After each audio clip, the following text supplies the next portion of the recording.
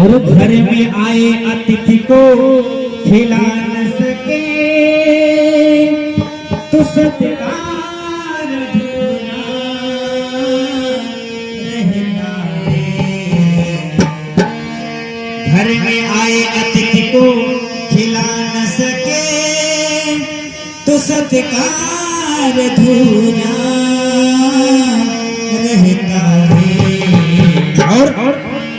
और पत्नी ना छुए गणपति के चरण, पत्नी ना छुए गणपति के चरण तो श्रृंगार अधूरा रहेगा।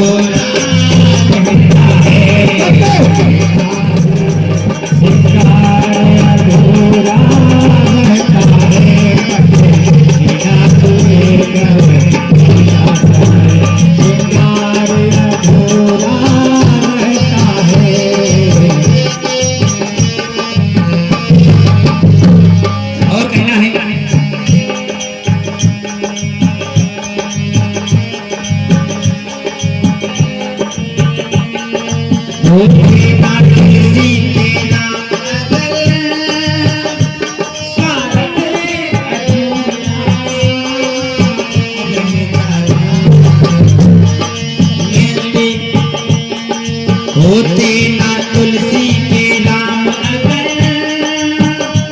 स्वागत अधूरा रह जाता। मिलते जो संग मिलते जो नहीं अर्जुन को